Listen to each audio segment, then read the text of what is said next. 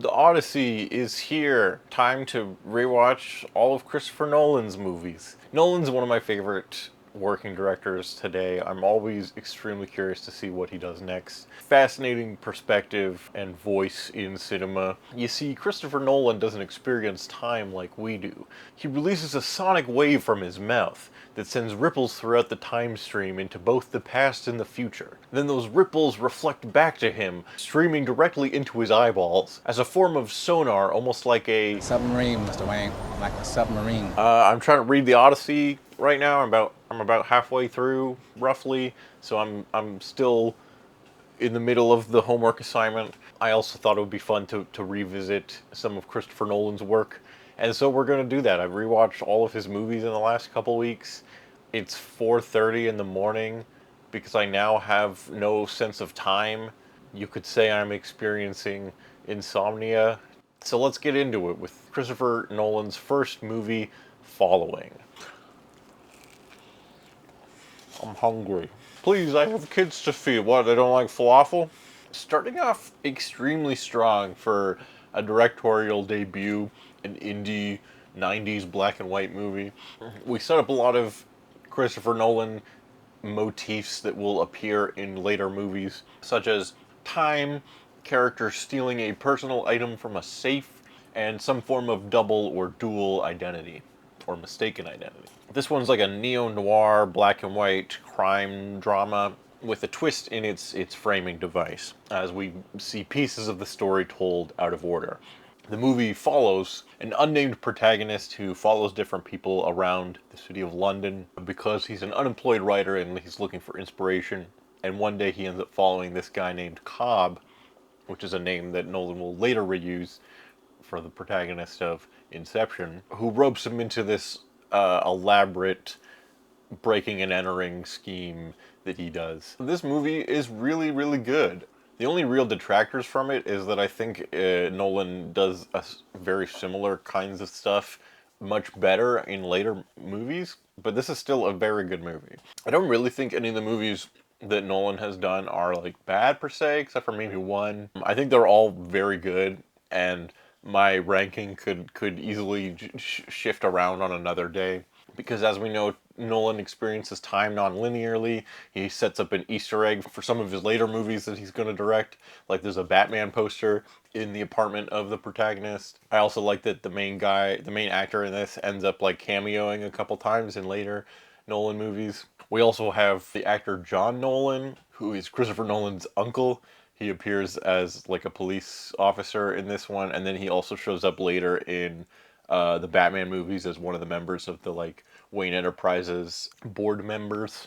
Yeah, this is a really solid movie, and it's kind of cool to see Nolan like the beginnings of Nolan crafting his very unique perspective and style. So this one ends up lower on my ranking. Not to say that it's bad, only that it gets outdone in by later entries. But this one lands at number 11.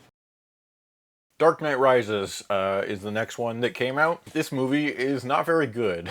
It includes Nolan motifs such as planes stealing personal items from a safe, a nuclear bomb, which that comes back in one of the movies. You might be able to guess which one. It's also the first time that Nolan started playing with like very specific iMax, shooting stuff in iMax, but in an annoying way. When you watch it on DVD, the frame goes from like letterbox to full screen like a bunch of times, and sometimes it kind of works, but then sometimes it's just like, oh, here's an outside establishing shot, so it's shot in iMax, and then they go into the building, and now it's letterbox, and you're like, all right. And also hard to understand and or just like strangely mixed audio for certain characters. In this one, Bane has this crazy mask and this insane voice that's like really fun to make fun of, and I kind of love him for that. But the audio is also mixed in such a strange way that like Bane's voice is always like a million times louder than every other character. This movie's kind of a mess. I think it's got a lot of different weird problems. One of the biggest ones is that it's just kind of a strange movie conceptually, because Batman Begins and is an origin story, and then The Dark Knight takes place a year later, still early on in Batman's like career of Batmaning, And then the third movie is like the final chapter of the trilogy, which is fine, but it's like, oh, we got to do like Batman's older now and he's almost retired, and he's gonna maybe die at the end of this one, or give up the Batman persona or pass it on or whatever. And like that just feels like a weird place when in the last movie it just, he was still doing Batmaning, and then like this movie starts and it's been like 8 years and nobody's seen the Batman, and it's just like weird. It's just like a weird place to start everything. And then this movie is like really a slow burn. It takes a long time to get going and for things to like happen that matter. Again, we got a stupid elaborate plot. Thank you, David S. Goyer. So Catwoman, she breaks into Wayne Manor so that she can steal Bruce Wayne's fingerprints so that Bane's guys can use Bruce Wayne's fingerprints to steal the stock market, and then they can hack his stocks and make him lose all his money, and then he loses all his money immediately, and that way they can take over Wayne Enterprises or something, and then they blow up all of Gotham. So it's like, why did they bother stealing the stock market and all this other jumping around? And then like there's this whole thing where Catwoman's trying to get the clean slate, and it's like, what the fuck even is that? So like it's a device that'll erase her whole history. So any crimes that she's committed, well, it'll just erase those from all the databases in the world somehow. That's a technology that exists and it can do that, which is like, sure, let's, for the sake of argument, sure, let's say that exists. Okay. And then someone recognizes her, and they're like, "Hey, that's Catwoman. She did a bunch of crimes." So there's a bunch of like stupid stuff like that in this one. I think the movie gets kind of fun, at least, or at least engaging, after about the halfway point when Bane breaks Batman and blows up most of Gotham. Then the movie is like, okay, now we're like doing stuff, and now it's kind of interesting. Batman has to have his whole like relearning to be Batman thing in the pit or whatever, and that stuff's at least something. And the like destroyed Gotham stuff is kind of cool. It's also stupid because they're like, oh, we know that Bane's guys are in the sewer, and they're like, okay, let's send they literally say in the movie thousands of cops into the sewers in a way that is like completely inefficient. Like, you'd think that they would, instead of just all being in one spot and going into a big part of the sewer that they can get caved in on, you'd think they'd like split off into different groups or something, and like, actually sweep the sewers and not just have thousands of cops in one spot. It's so dumb. It's so dumb how they like show it and how they explain it. And also, it's got the like weakest reason for Batman to come out of retirement. Because you think it's like, oh, Bane's like shown up and he's gonna blow up the city or whatever. No, all of that happens like way after Batman comes back. All that happens is that like Catwoman steals his fingerprints, and then Batman talks to Alfred in one scene, and Alfred's like, I did some research, and there's a guy named Bane. And you're like, how do you know anything about Bane? What the fuck are you talking about? And Batman's suddenly like, oh, I gotta come out of retirement. And then he does, and goes, and then Bane tries to steal the stock market, and Batman tries to stop him. It's so stupid. There's like that whole thing with the letter where Gordon's like, where Bane reads the letter, where he's like, do you accept this man's resignation? That was a lie. Batman didn't kill Harvey Dent. He saved my son. It was built on a lie. That whole scene is like, so Gordon was thinking about doing his little speech, but then he changes his mind, and then later he happens to go and try to arrest Catwoman, I guess. And then he follows some of Bane's guys into the sewers, and they bring him to Bane against Bane's wishes. And then Bane happens to get the letter, and he's like, oh. And then Gordon gets away. Like, that wasn't part of Bane's plan or anything. It was just a coincidence that he ended up with the letter, which motivates him to like free all the prisoners or whatever. I think the movie would have been much stronger if they blew up the city like earlier on in the in the movie, and that was the thing that got Batman out of retirement, and then he goes to fight Bane, and then Bane breaks his back. Like, that's the order of things that they should have done. And I think it would have been just a better movie overall if it was structured that way. Because I think some of the stuff after Bane blows up the city is kind of fun, or at least more interesting. This one is also like somehow less about Batman than any of them. Like the first one is about him becoming Batman, and it's actually about Bruce like the whole movie. And the second one is kind of more about Harvey Dent, but Batman's like around for the whole movie. And then the third one is like about Joseph Gordon-Levitt, and like he's fine in this, but he's not like that interesting really. He's also playing John Blake, aka Robin, but not the but in one of the dumbest scenes ever, rivaled only by the "my friends call me MJ" scene from Spider-Man: Homecoming, which is like it's just silly. It's just, I don't know. It's just like, what do you mean? What are you talking about? So yeah, he's not really Robin. He's just an original character, which is fine, I guess. Like we had Rachel in the first movie. She's essentially an original character as well. This works less good. I don't know. This movie's just like kind of dumb. There are some parts I like. There's some cool technical stuff. I think the opening scene where Bane heists the plane from another plane is like technically very cool, even if what's happening is kind of goofy if you think about it. And I think Bane is kind of a fun antagonist, even though he's not. Like, he's also very silly and very fun to make fun of, and has the dumbest voice ever, but it's so much fun to make fun of that I kind of like it. I have this theory about Tom Hardy that he mostly picks roles based on whether or not he gets to do a silly voice, and this is maybe the silliest voice of any of his movies. You're giving the city back to you, the people. The identity of the Trigger Man is a mystery. You think darkness is your ally? You merely adopted the dark. I was born in it, molded by it. I hadn't seen the light until I was a man, and by then it was nothing but blinding. It's like so fun. It's such a fun, stupid voice to do. Was getting captured part of your plan? Of course. This movie also maybe takes the record for most like actors that got more famous after this movie. We got Ben Mendelsohn doing a goofy American accent. We got Littlefinger one season into Game of Thrones. We got Glenn Powell. Everyone loves Glenn. You love Glenn Powell, right? He plays a stockbroker guy. Joey King plays young Talia al Ghul. The cast of this movie's pretty good. I don't know, what else was I gonna say? This movie has some fun parts, but it's also just kind of dumb, just kind of silly, which is fine. But it takes itself so seriously that it's like, what are we doing? This is easily Nolan's weakest film. It's number 12 for me.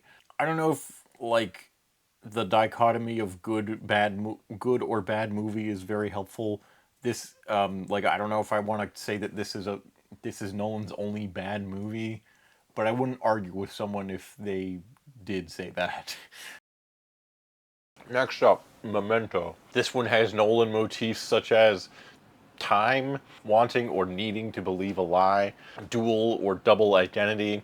We see multiple John G's throughout the movie. The supposed name of the person that Guy Pearce thinks killed his wife. There's also a reveal late into the movie that Guy Pearce has stolen the clothes and maybe even partially the identity of one of his victims, arguably. And another Nolan motif of a dead wife, with extra points for a dead wife that maybe killed herself, and the protagonist feels guilty about that because he maybe drove her mad. An extremely specific variation on fridging a dead wife to give the male hero motivation that Christopher Nolan does multiple times. This movie is kind of a genius masterpiece. It's really fucking great. We have two major timelines here with a protagonist who suffers from short-term memory loss. So the viewer is forced into every scene knowing as little as the main protagonist does because he forgot the scene that came before it. We have two main timelines with the sequences shot in color, playing in reverse chronological order, and then sequences shot in black and white playing in chronological order, and then the timelines meet in the middle or the end of the movie.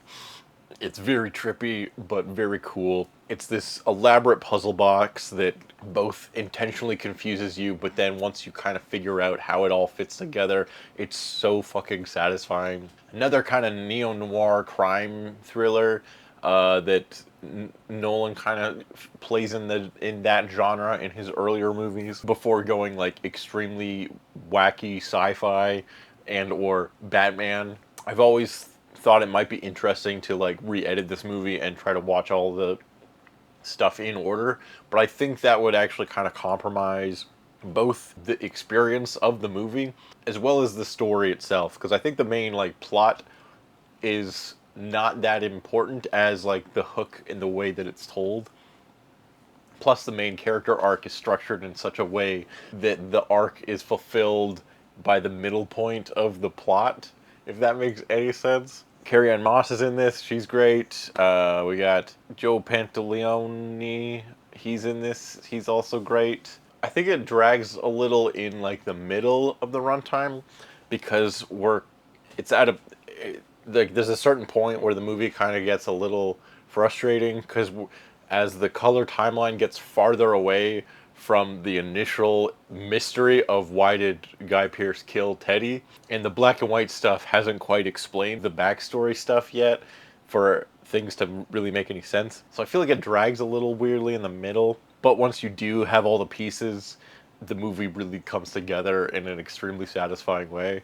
And there are lots of little clues on rewatch that make every other character's like actions more understandable because unlike Guy Pearce, you now have the context of knowing how things happen. It's a very cool movie. Check it out if you haven't seen it. Good movie. Ultimately not my favorite Nolan work, but still extremely good. Definitely check it out. For me, it ranks at number 5. Okay, next up, Interstellar. Matthew McConaughey. He's got to go to space. He's got to do the space. This one is pretty good. I feel fairly the same about it as I did the first time I watched it, which is to say, I think it's got some incredible visuals and sequences in it. One of the best looking space movies. I like how they invented what black holes look like and what wormholes look like, and that's just what those things look like now. I think all that's very cool. This one also has one of the best uses of Nolan's IMAX to regular letterbox shooting method, where a lot of the sequences where they're in space, the outside space stuff is shot in IMAX or shot to be in the IMAX aspect ratio. But then the interior stuff on the ship is letterbox. So when they're like cross cutting between the outer space and then the inside the ship stuff, it actually works extremely well because we go from the vastness and hugeness of infinite space to the claustrophobic, cramped nature of this tiny spaceship that they're in. It might be the only time that that kind of cross-cutting really works for me. Before I forget, Nolan tropes include time. We got space time dilation stuff, time because time is relative and gravity affects time or whatever. You got falling into water, and you got Michael Caine exposition around the 20-minute mark, which happens a few times. Another like extremely ambitious movie, and I appreciate it for taking some really big swings. It's got some really cool sequences. Again, I love all the space stuff. I think it looks incredible. The score is so good. Another Hans Zimmer banger. The spinning docking sequence, It's No Time for Caution, is incredible. It's great. What do you call it? What is it? The line, it's impossible. No, it's necessary. It's so stupid, but I love it. The sequence where McConaughey watches his kids grow up before his eyes in the blink of an eye is great. Is a great sequence. However, I think this one kind of drags a little bit in the middle because it's kind of basically them just like jumping between.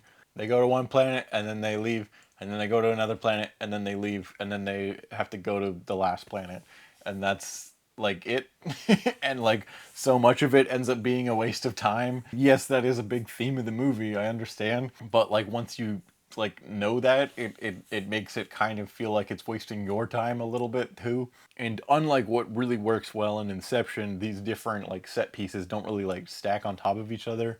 They have three different planets that they could go to, and they go to them one by one and realize that that ended up being a waste of time. So like it doesn't feel like it's building to like they're it doesn't feel like it's building upon itself as much. I don't know. And the whole ending sequence where we're in the black hole tesseract bookcase thing, visually kind of cool, but it doesn't hit as hard as I wish it did. It does the you were the time travel thing that affected the past that got you to where you are now kind of thing. It's done better in my opinion in Tenet.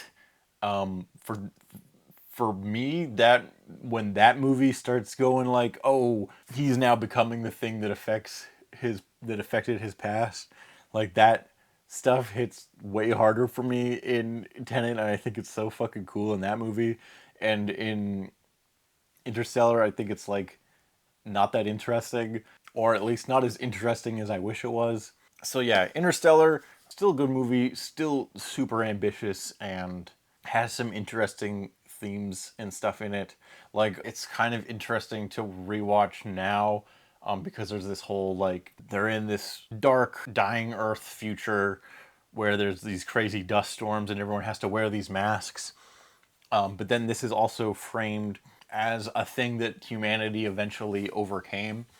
And we see like these snippets of this documentary of these older this older generation talking about like, oh, when we were young we had to wear these masks because the world was all fucked up for a bit, but eventually like things we survived past this. Humanity got through it. It felt like the end of the world at the time, but we somehow found a way to keep going, which is a really interesting thing to watch now post COVID.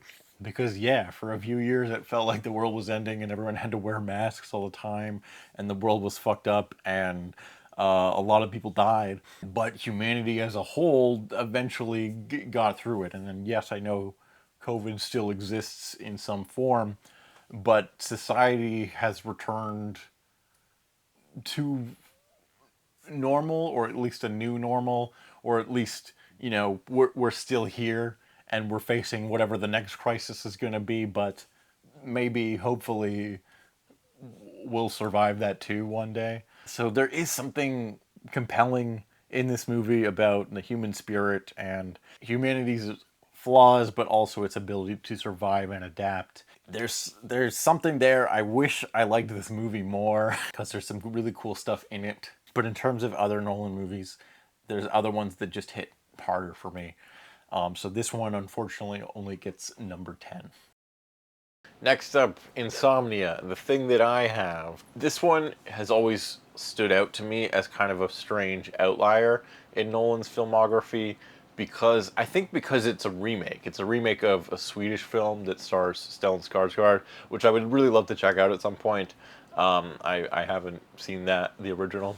So I think it just has like a bit of a different tone because the story is just a different kind of story where usually Christopher Nolan writes or at least co-writes most of his movies. This one almost feels like someone else made it, weirdly.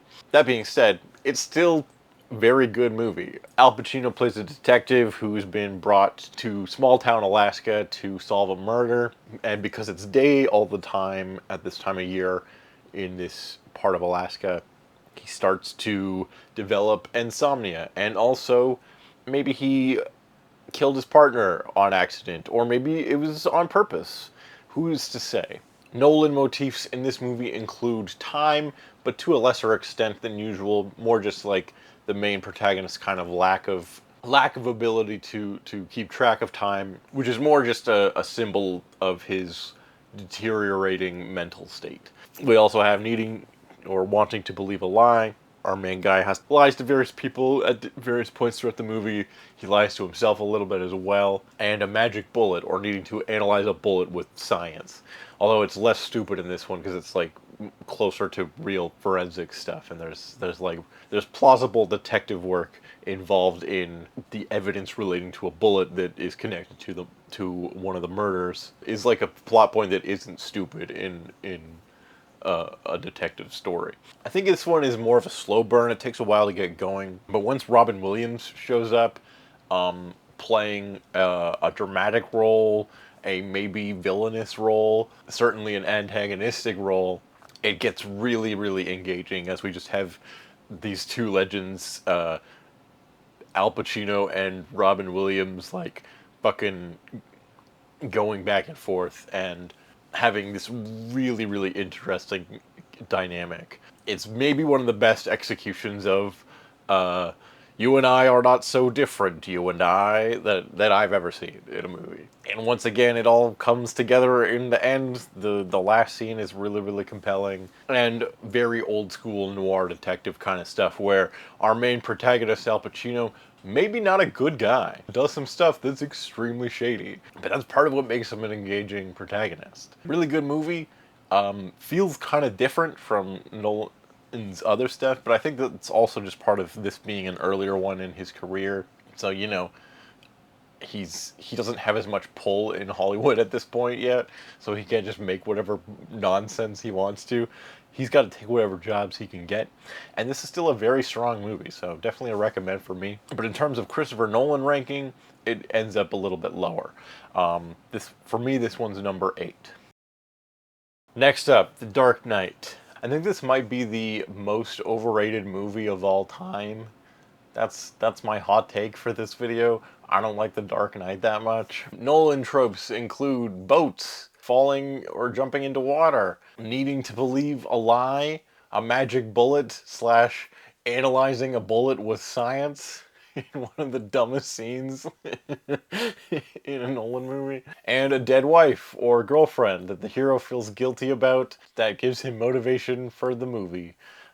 This time the dead girlfriend is Rachel, who was exploded by the Joker, but both Harvey and Batman feel guilty or angry about it, and yeah, that motivates them for the rest of the movie. So I have two major problems with this movie.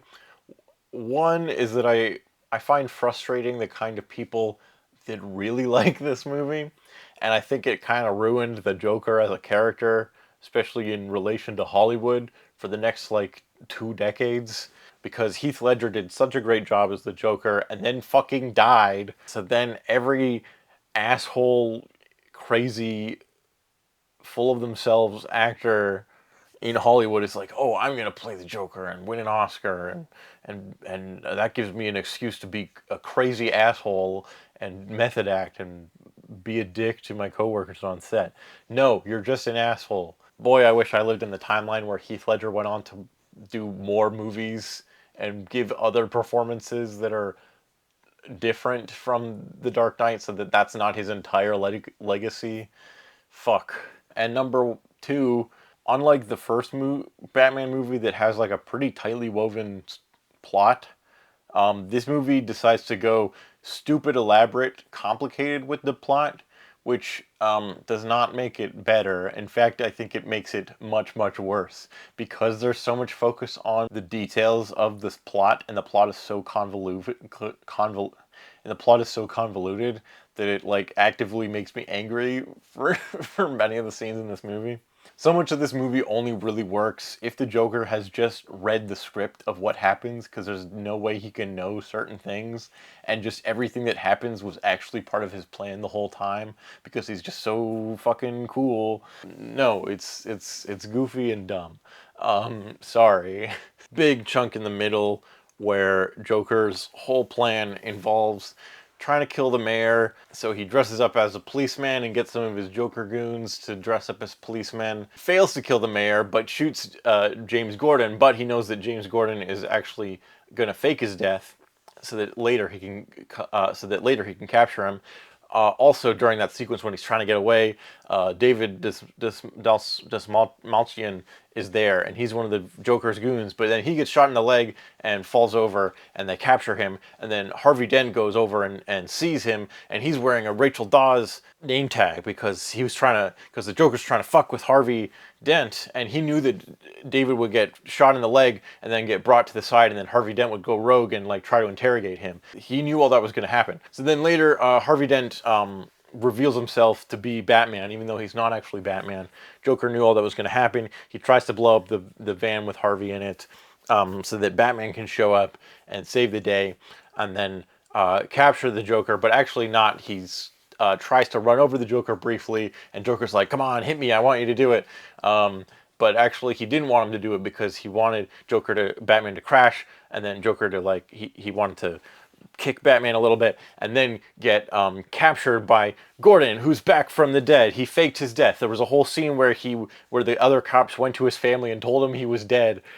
Just so that he could surprise Joker later and capture him. But all of this was part of Joker's plan, you see.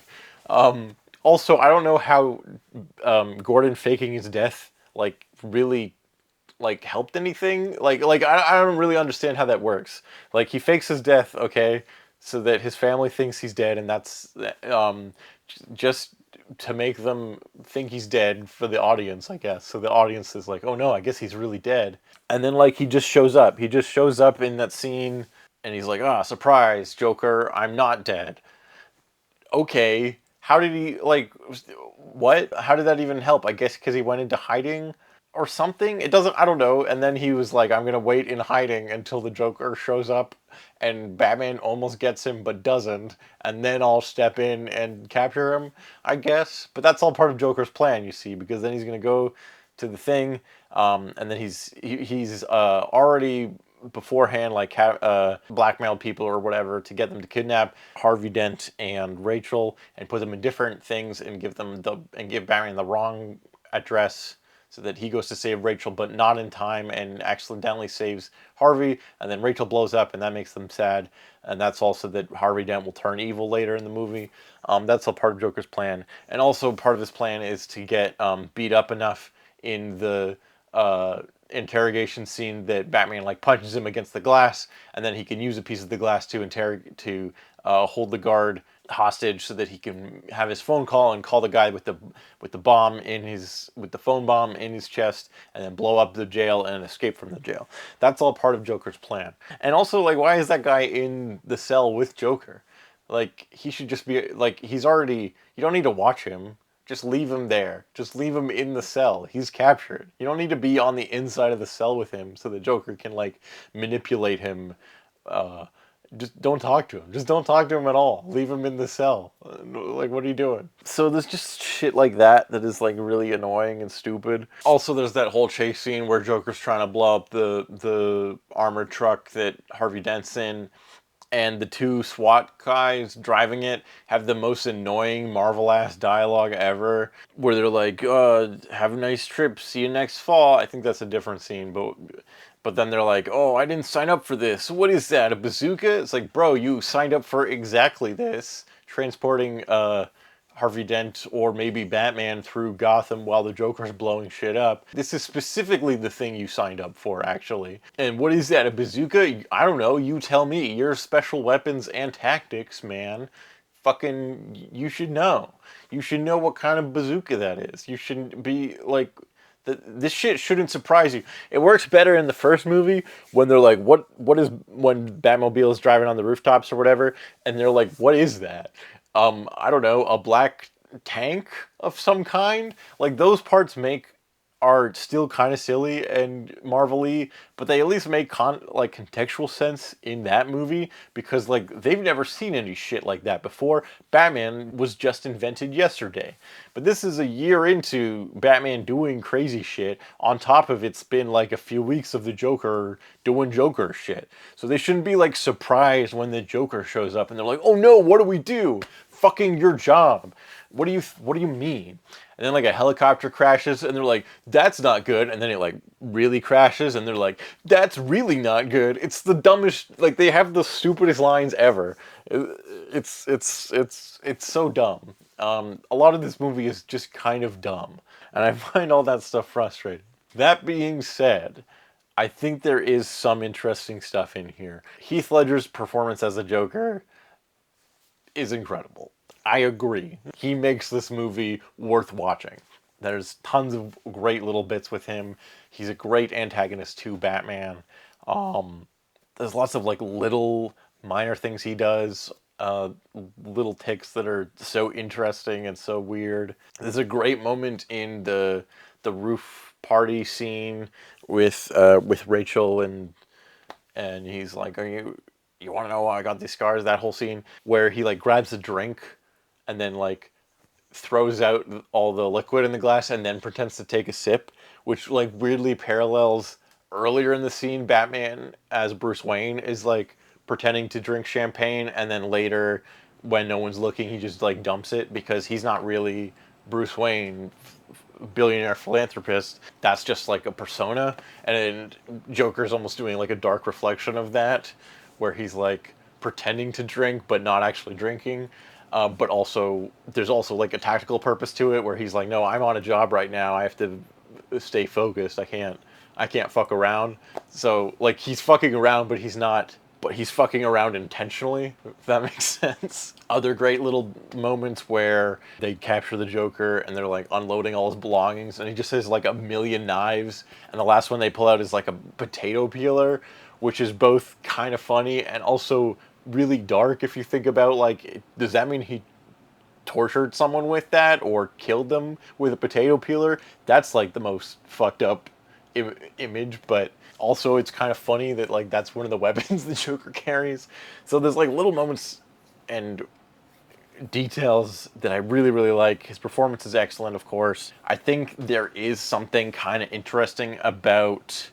Okay, so like the first movie, Batman and Batman Begins, Gotham has this like mythological, larger than life feel. It's this dirty, scummy, rainy, disgusting ghetto.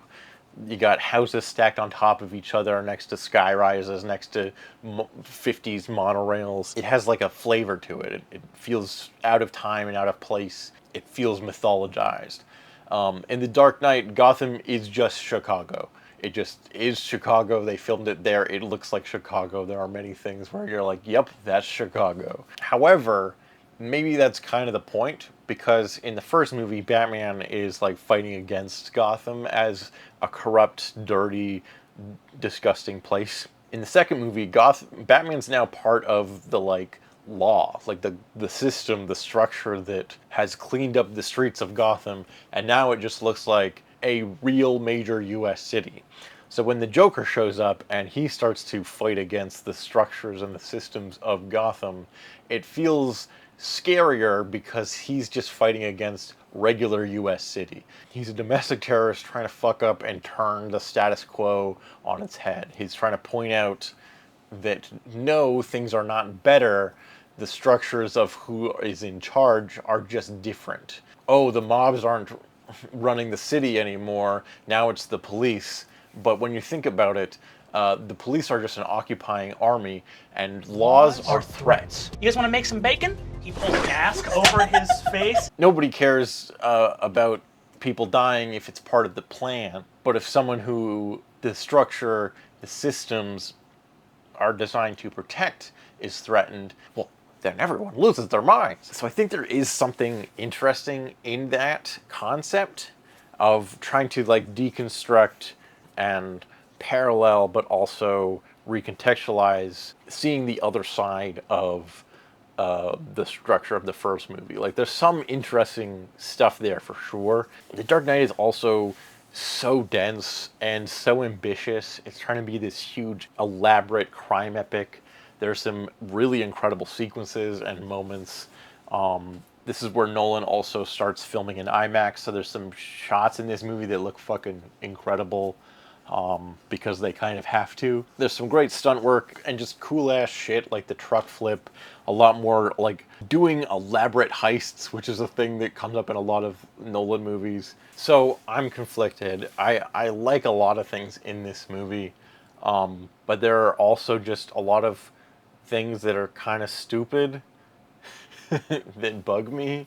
And also there's like a certain kind of person that like puts this movie on such a high pedestal as the ultimate best movie ever, and like I'm sorry, it just isn't. It's not even Nolan's best movie, it's not even close. So that's my rant on The Dark Knight. For me it gets number 9.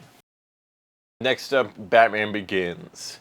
Some Nolan themes include trains, boats, and a dual identity. We have a minor theme of time, as the first act has some flashback stuff, but it's not as elaborate as a lot of Nolan's other movies. And it's really only in the first act that they do flashbacks. When I first saw this movie, I remember them being flashbacks like really late into the film, but it's actually only in like the first half hour or so. For me, this is easily my favorite of the Dark Knight trilogy. I think in large part because it's actually about Batman, where Dark Knight is more about like Harvey Dent and the Joker, and Dark Knight Rises is kind of weirdly about like Joseph Gordon-Levitt and I don't know, Catwoman a little bit. Batman Begins is like about Batman and about him becoming Batman, obviously. This movie has such a fucking tightly structured script. I don't understand how this is written by David S. Goyer, who would go on to co-write the next two Batman movies, as well as like Batman v Superman and Man of Steel, and a bunch of movies that are fucking bad. But for some reason, the Batman Begins script is extremely tight and solid. It's just a good fucking script. Each act builds on the momentum of the previous one. Even though there's multiple villains and a lot of different things going on, everything in the movie is all interconnected and thematically connected through the concept of fear and how Batman is trying to overcome and weaponize his fear, as well as how to learn to fight for justice in a world that's extremely corrupt and broken. This is a world and a Gotham that's fucked up and bleak. There's a great moment I like when early on Gordon's partner, one of many corrupt cops, who's like doing drugs on the job, and he's like, "You're not gonna rat me out, are you, Gordon?" And Gordon's like, "Who would I even rat you out to?" It truly feels like there is only 3 good people in the whole city: Batman, Gordon, and Rachel, and everyone else is some level of corrupt.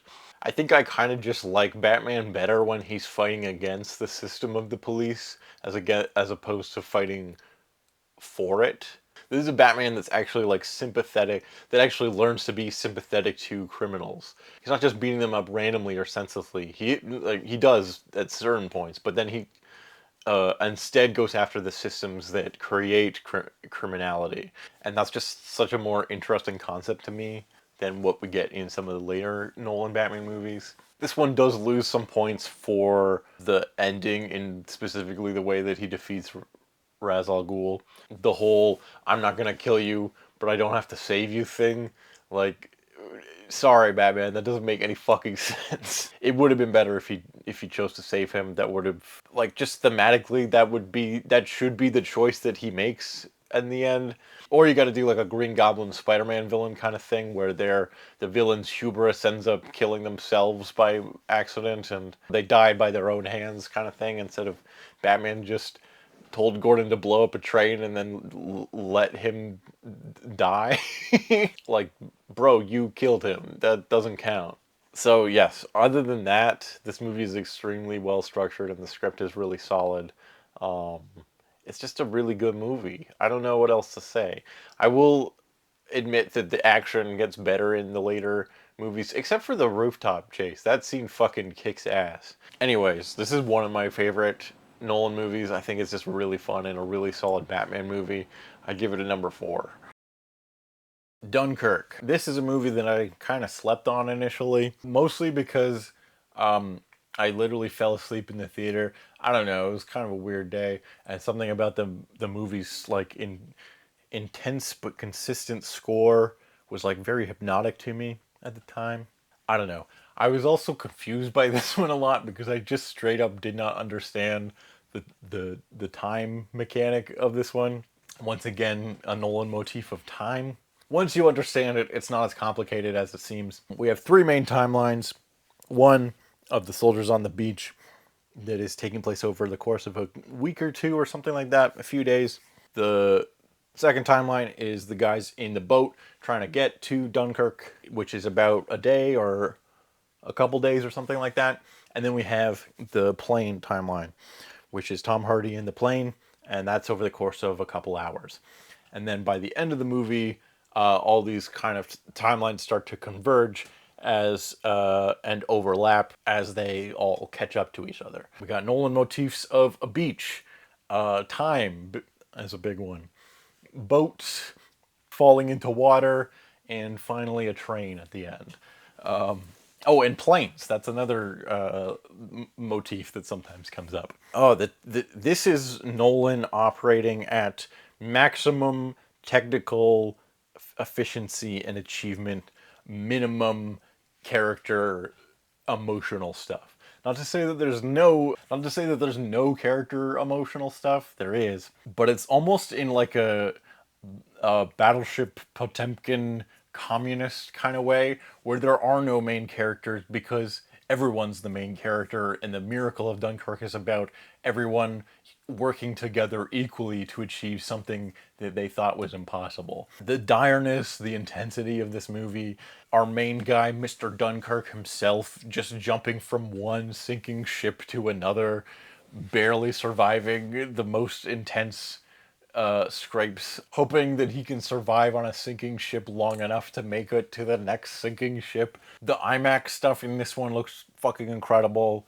Just some incredible shots and sequences. I also really love that we never really see the German soldiers. We just see the like effects of them. We just hear their gunfire. We just see people getting shot. It's this unseen enemy, this force of nature working against them on top of the other forces of nature. Oh, I just remembered another Nolan motif in this one, when this one also has like a needing to believe a lie kind of moment, because there's a bit with Cillian Murphy when he's on the boat and he accidentally pushes that guy over and kills him. But then later they're like, oh, yeah, he's going to be fine. Don't worry about it. Because at that point, what would be the point in telling him that he accidentally killed someone? Just an expertly crafted technical achievement, a less traditional story, but still an epic experience. And I'm really glad I gave this one another watch, because yeah, I did not give it its fair shake when I first saw it. It kind of slaps. It kicks ass. It's just a real damn good piece of cinema. For me, it sits at number 7. Next up, The Prestige. Whew, I really love this movie. It's fucking cool. Christian Bale versus Hugh Jackman as dueling rival magicians. Great fucking premise. I think this one's based on a book, but it feels extremely Nolan-y. Because we got Nolan tropes such as falling into water, time. Again, the story's kind of told through flashbacks. We have Christian Bale in prison reading the diary of Hugh Jackman, and then we flash back to Hugh Jackman, who has the diary of Christian Bale, and he's reading his diary. And then we get more flashbacks to the start of the plot. Needing to believe a lie, that comes up a bunch of times. Magic bullet, and double identity. Huge fucking theme in this movie. And not just one dead wife, but two. Two dead wives motivating our protagonists. With the bonus point of one of those dead wives killed herself because she was driven mad by the protagonist, and he feels guilty about it and blames himself. I wonder how Emma Thomas, Christopher Nolan's wife and producer of all his movies, feels about how many times a dead wife shows up in these movies. Anyways, this movie's great. I love the whole philosophy of magicians and magic tricks. It starts to play into some of the like meta filmmaking stuff that I think you can, if you want to get really film bro-y about it, Nolan likes to do. You could read Nolan's films as allegories for making films, because what is a film if not a magic trick?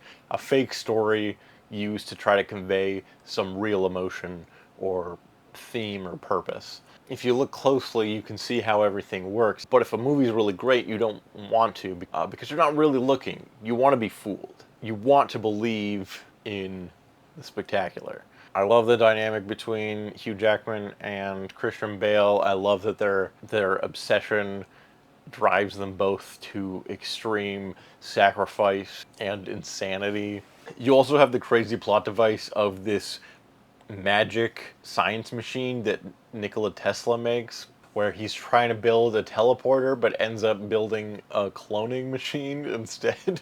And it's one of those things that you just kind of have to accept to experience the movie. I've thought about this a lot, and I really like it. This time rewatching this movie, the way I kind of interpreted it was like, so you know in Star Trek when they like beam people up or whatever, and I think there's even a recurring bit in Star Trek that like McCoy, the doctor, really doesn't like using the transporter because he's like, no, I understand the science of it more than you do. It copies what your body is and then beams that information to the ship and then reassembles you there, which means that your original body fucking dies. It gets destroyed, which means every time you go into a transporter, you die, and then a clone of you walks out the other side. And that's what this feels like to me, with the added step of you have to kill your clone manually. Maybe one of the great all-time movie twists that feels extremely obvious on rewatch, where it turns out the whole movie Christian Bale is actually playing twins. He's been two characters the whole time, and that explains so much of his actions. Some of his scenes, he appears to love his wife and kid, but then in others he kind of doesn't, because these two people. One of them loves her, one of them not that interested in her. It plays into Hugh Jackman's whole obsession, where like the whole time Michael Caine is telling him, "I'm telling you, dude, it's got to be a double. He's got to have a body double." I don't know how exactly, but that's the only way that trick can be achieved. And he's fucking right the whole time, but Hugh Jackman's like, no, there's got to be more. There's got to be more to it. He doesn't want to see what's right in front of him. He wants to be fooled. He wants there to be more to it. Yeah, great movie. I really love this one. For me, this ranks at number 3. Which brings us to Oppenheimer. We're almost caught up to the present now, finally. Banger of a movie. It's a damn good one. Technically, this movie shouldn't work as well as it does. It tries to capture basically one man's entire life, condense it all down to an intense 3 hours. Crazy huge cast. Everyone's killing it. I love that Cillian Murphy finally got the chance to be the lead in a Nolan movie. He plays a supporting character in a good chunk of Nolan's work, and he's always extremely memorable. The greatest crime of the Batman movies is not enough Scarecrow, not enough Cillian Murphy. Some Nolan tropes of time, mostly in just the movie is told sort of out of order and in flashbacks, and then it has like a kind of what feels like an unnecessary complication of also being partly told from Robert Downey Jr.'s perspective, and that stuff is in black and white. But then we end up like revisiting some of those scenes later, but from Oppenheimer's perspective, and then those same scenes again, but now they're in color. We also have trains and, of course, a bomb. Sometimes you just can't get rid of a bomb. Oh, also, I just remembered, Oppenheimer also has a dead wife. Not a wife this time, but a dead girlfriend, Florence Pugh, who kills herself, and he feels guilty about it. So that's another one of those that hits that trope. The movie takes what would normally be a kind of boring drama and plays it like it's an intense action heist movie. It takes this like really high level quantum mechanics and advanced physics and presents them to you like it's the coolest fucking shit you've ever seen. I got to experience this movie in IMAX when it first came out, which was really fucking cool. But the movie still hits hard on my laptop at home. Great performances all around. Florence Pugh's in there. Emily Blunt's in there. It's nice to see Robert Downey Jr. in a good movie. It probably is a bit too long, as like everything building up to them creating the bomb, them testing the bomb, all that stuff is excellent. And then there's like an hour left in the movie that basically all boils down to Robert Downey Jr.'s character is really petty and doesn't like Oppenheimer because he embarrassed him one time, like several years ago, and he's trying to ruin his career because of that one moment. There's some goofy Marvelisms or Dark Knightisms, you could even call them. The way they reveal Albert Einstein in certain scenes, the way they weirdly hint at the sequel starring JFK, which is like, all right. But the way they like visualize the physics of everything, the way that he sees the music or hears the music or whatever the phrase is. Kenneth Branagh gets to do another goofy accent. The attempt at a practical nuclear explosion is like admirable, if maybe not as like impressive visually as anything close to what a real nuclear explosion looks like. However, I think the sequence as a whole still kind of works, and that's mostly because of the sound design.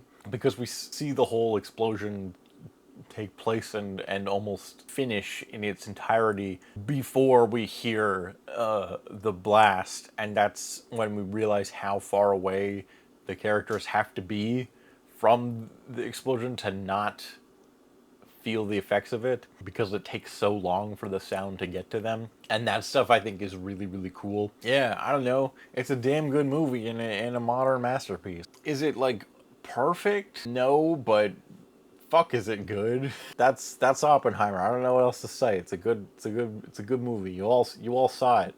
You all saw it with Barbie. I give it's number 6. Inception. I'm going to tell you right now, this one is my favorite Christopher Nolan movie. We got Nolan motifs such as beach, time, falling into water, trains, wanting to believe a lie, stealing a personal item from a safe. This is a fun one. Michael Caine exposition around the 20-minute mark, and a dead wife, and more specifically, a dead wife who maybe killed herself because of the main character's actions, and he feels guilty about it. This one hits all of the Nolan tropes, and I think it is still his very best movie. While there may be some more technically impressive movies later on, like in the way that Nolan gets better at using like IMAX cameras and stuff like that, this movie just works on every level, and it's the only Nolan movie that has ever made me cry. It has such a technical, hard sci-fi approach to the abstract emotional concept of dreams, and I find that whole thing so fascinating. This one also has like a kind of special place for me, because I got really into it in high school. And it is one of those like formative movies for me in me wanting to have in getting me interested in film and filmmaking. I even made like a fan film student project kind of based on Inception in high school. Don't look for it, but just everything about this movie I've always thought is so cool, and I still think it is today. Everything about this movie is executed so expertly, and I feel like a lot of Nolan's movies since Inception have struggled to recapture that same magic. Okay, so you got the layers of the dreams, right? And one of the things I love about this whole premise is that they stack on top of each other. So the movie just gets more and more intense as it goes on. You have this time dilation mechanic with the dreams. It's something like 5 minutes in the real world gives you an hour in the dream world, but that becomes exponential as you go deeper into dreams within dreams. So every like major set piece in the movie just stacks on top of each other. We start with the car chase, then they go a layer deep. Now Joseph Gordon-Levitt's running around spinny hallways. They go a layer deeper than that. Now they're snowmobiling through the woods fighting James Bond villains, and then they have to go a layer deeper than that in the infinite dreamscape of limbo. And all of these different sequences are still happening at the same time, just at different dilations of time. So the movie just gets more and more intense as it goes. Expertly crafted and brilliantly put together.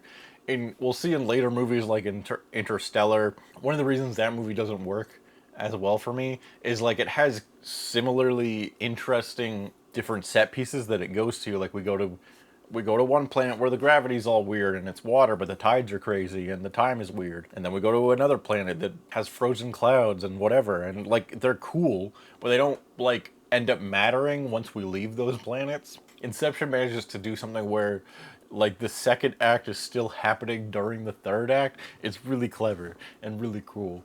On top of all this like technical high concept stuff that's like really engaging, you also have an emotional story about a guy grieving for the loss of his wife who killed herself. He's losing track of reality and contemplating suicide himself. Meanwhile, he goes through an arc and is able to finally let go of his wife that he visits in the dream world and return to see his kids again. On top of that emotional story that works, you also have the main heist, which is also engaging and interesting.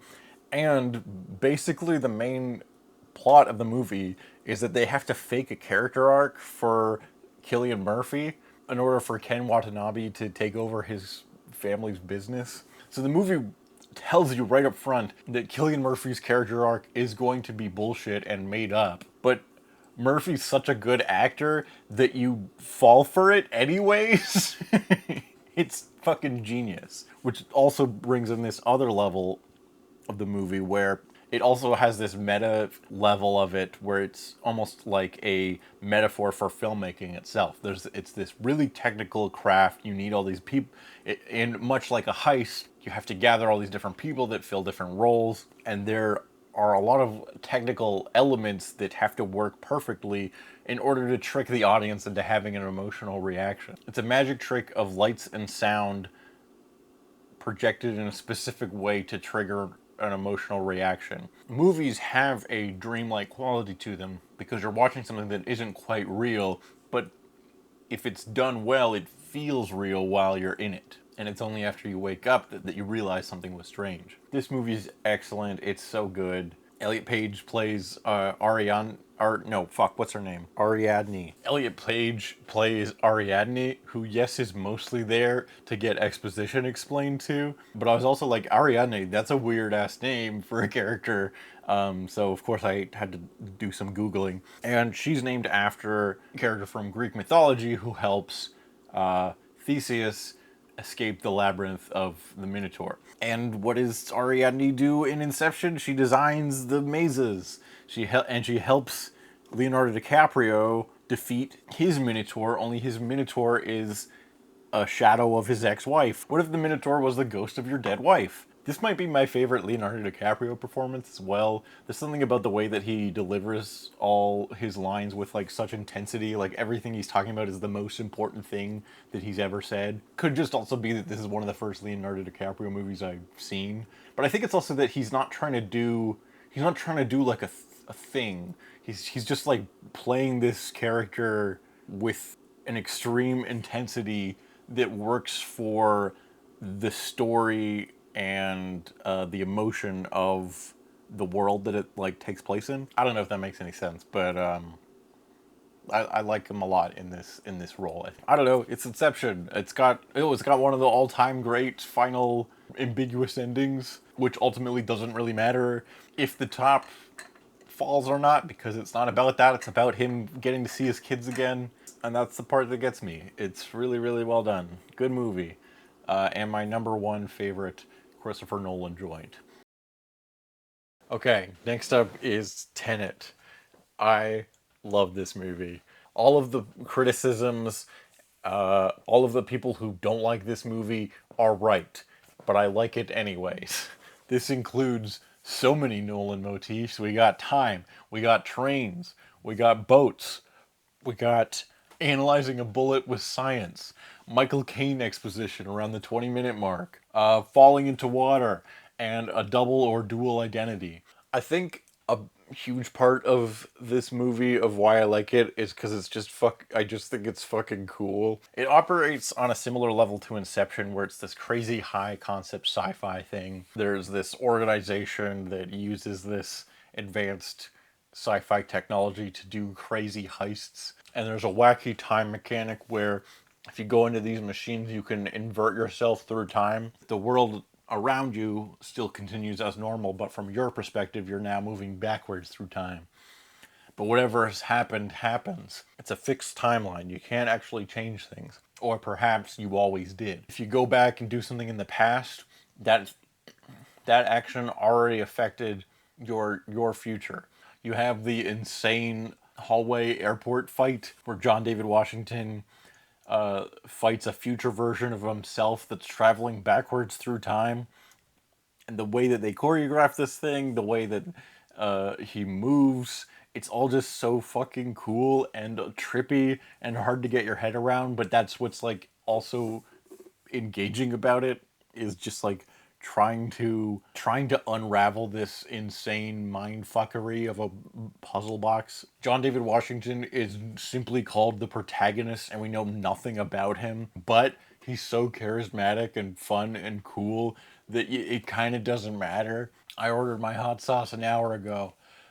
All timer line, incredible stuff. Maybe some of the best action in any Nolan movie, because it's doing insane trippy backwards forward stuff while also just being cool and having like cool interesting choreography, but also playing with time. And it hurts your brain to think about, but it's also just so interesting, and there's nothing else really quite like it. Like there's so many just great set pieces. The whole they crash a plane into an airport thing is awesome, and that's not even the cool part of the sequence. The whole thing where they have to get four trucks to go beside this armored car, and one of them has to be a fire truck, and then he goes on the fire truck ladder and then breaks into the thing. And that's not even the cool part of that sequence. One of the things I noticed on this rewatch that I think is super trippy and cool is so they set up that Robert Pattinson actually knew John protagonist the whole movie because he'd been recruited by him in the future or whatever. And John protagonist notices that Robert Pattinson has this like little almost good luck charm kind of thing on his like backpack, which he actually noticed all the way back in the beginning of the movie during the opera heist thing, where he almost gets shot by a backwards bullet, and then that guy gets taken out by what we find out is Robert Pattinson, and then he like walks away. But the way he walks away is like a little bit strange, and I realized it's because he's moving backwards, but he's pretending to move forwards to not draw too much attention to himself. But you can kind of tell because the way he walks is like a little bit strange. It's so fucking trippy and cool. I love this dumb, stupid movie. For me, I'm gonna put it at number 2, and I know that is maybe controversial. I don't care. I like this movie.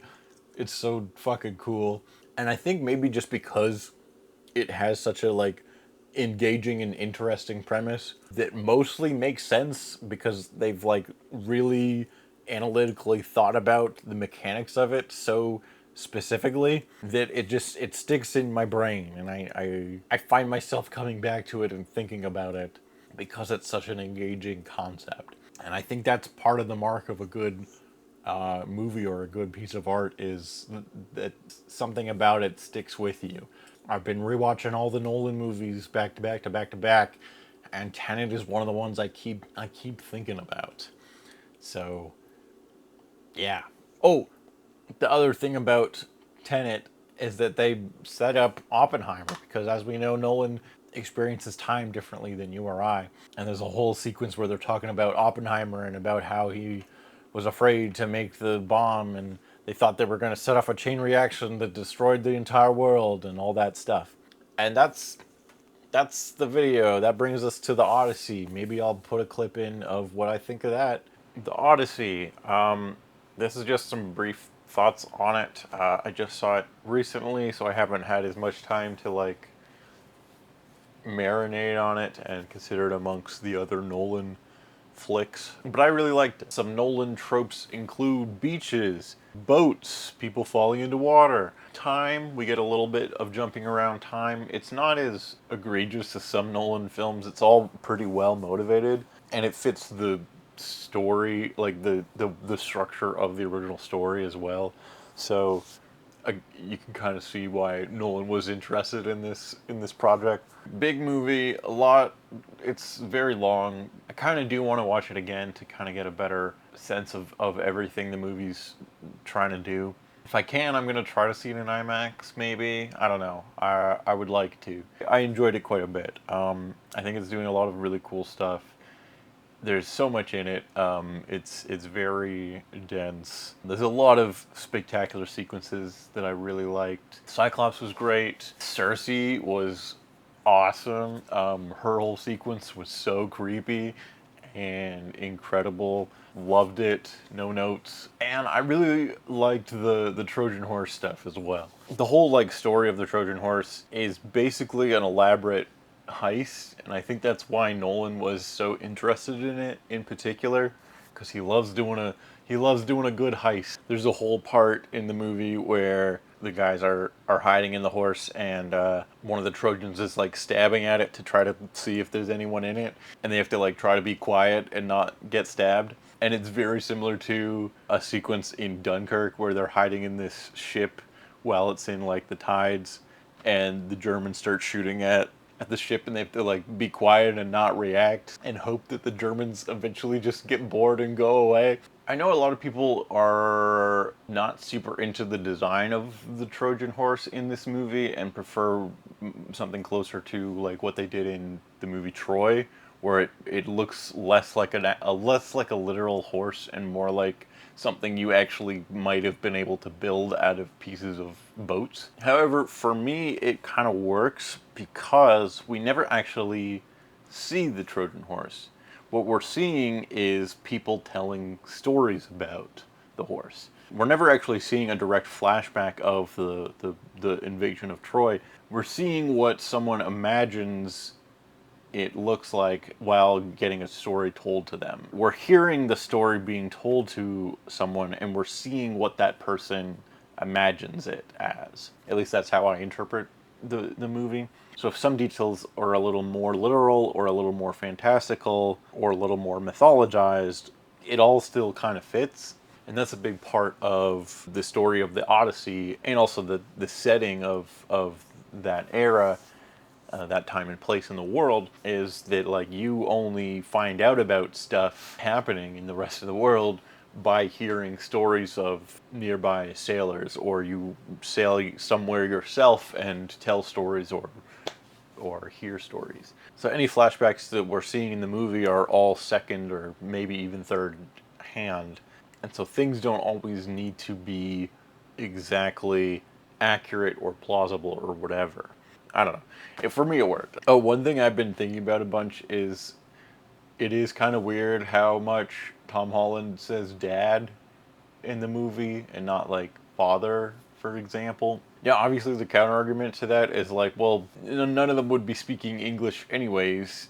They would be speaking ancient Greek. So the language itself, like, is not going to be accurate, and I think that's a valid point.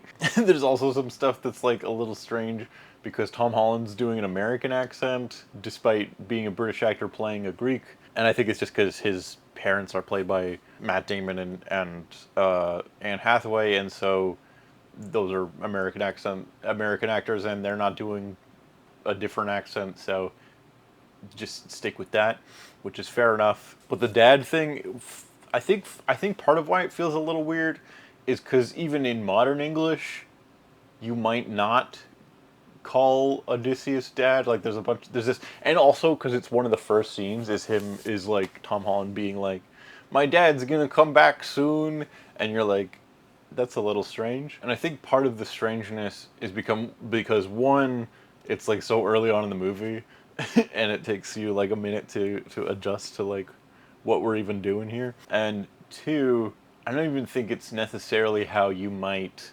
refer to a father that you've never met in modern English.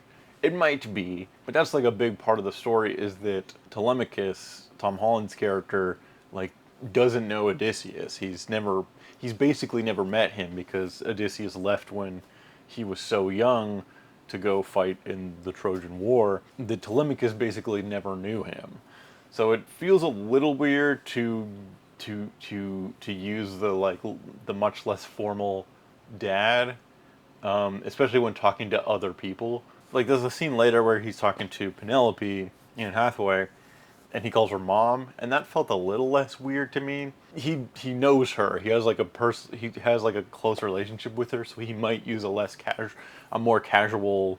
I'm really overthinking this, but it's something that's kind of like weirdly stuck in my brain for a while, and it's a detail that really does not matter that much, but it for some reason has stuck with me. On the reverse side, Robert Pattinson saying "daddy" I think kind of does work weirdly because he's using it sarcastically. He's using it as like a "you're pining for a daddy you never even knew." He says something like that, and the way he's using it is like more sarcastically, so it weirdly kind of works. I don't know. Obviously, it doesn't really matter. They're not speaking ancient Greek.